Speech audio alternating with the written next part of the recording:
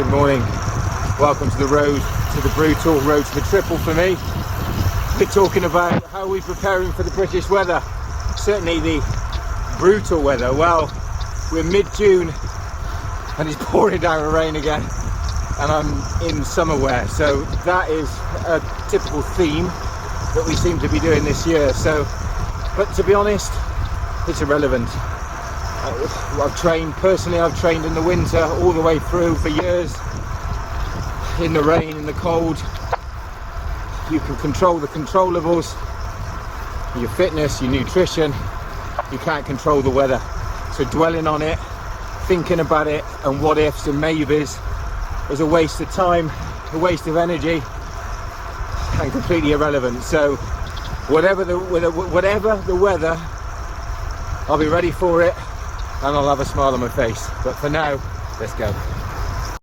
Hi everyone, this week's question is about preparing yourself for the weather that you could encounter at the Brutal. Now, I've done 10 or so laps of the Brutal course on my bike and about the same running, and I've only ever encountered glorious sunshine. I don't think that that's normal.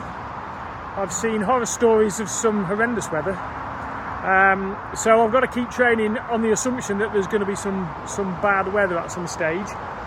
And what I do is I actually commute every day on this glorious bike of mine. And when I say every day, I mean 4 times a week, in rain, shine, sun, hail.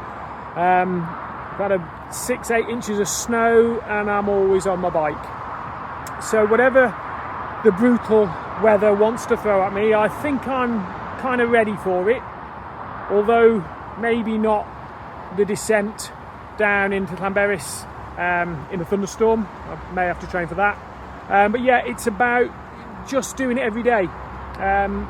You can't change the weather on the day, so you've just got to be prepared that whatever's there, you've seen it before, whatever that may be.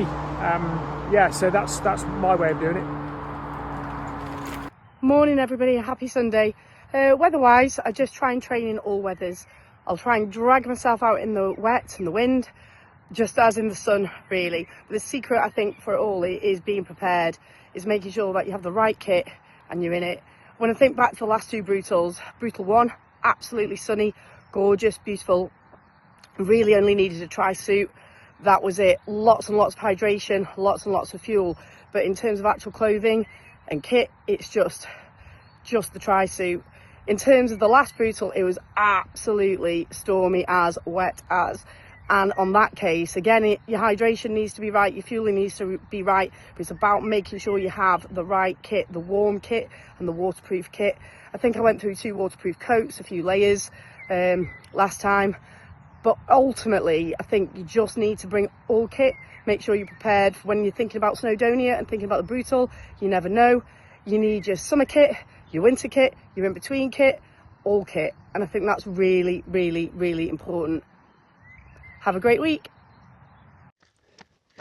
Weather. Well, it's going to be like this, isn't it? Just gorgeous sunshine, no wind. No, only joking. I'm no stranger to North Wales weather and fully expecting to get high chance of some rain and some wind. But there's no such thing as bad weather, just bad preparation. So I'll just be checking the forecast nearer the time, making sure I'm well prepared with all the right kit. Obviously it'd be lovely if we don't get any rain or wind, but I'm not really doing anything in my training specific to it. It'll just be making sure I'm preparing that week running up with all my packing. But yeah, I'm enjoying the sunshine while it lasts. Morning. So I've been trying to get out and train in difficult weather conditions, but to be honest, the weather's been quite good the last few weeks. I did try and go for a challenging hike in the Pentland Hills outside Edinburgh because rain was forecast and wind, but it didn't rain actually. The wind was quite brutal on top, so that was a good challenge. I took a video, but I couldn't hear anything I was saying. Another thing I've done in the last fortnight is take a recce trip to Wales. So I have now cycled the bike loop, the Brutal bike loop, and I've been for my first open water swim in Lake Padarn. So that was a good practice too, with the new wetsuit. So I will continue to try and get out in difficult conditions. I live in Scotland, so it won't be far away. Very windy.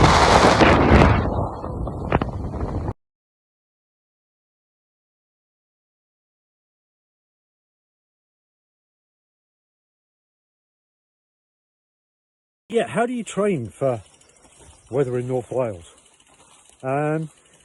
Mentally, I think you've just got to resign yourself to the fact that you could have every season in the space of an hour.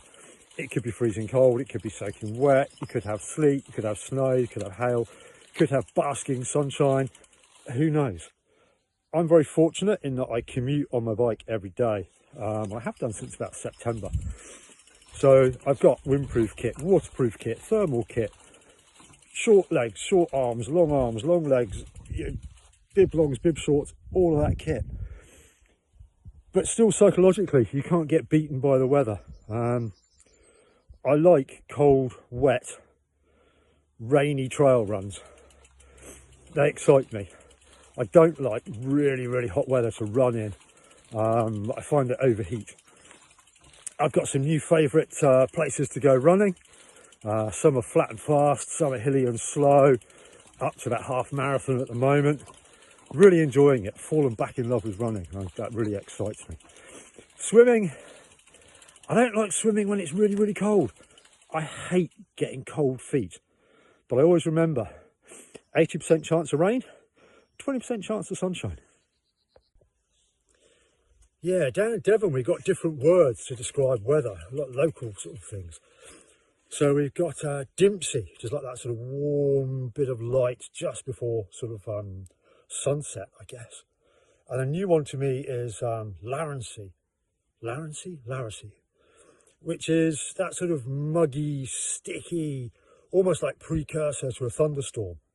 And yeah, we've got one for when weather gets really, really bad and it's sideways rain, it's blowing a gale, you know, you're getting blown off your feet. We call that Tuesday.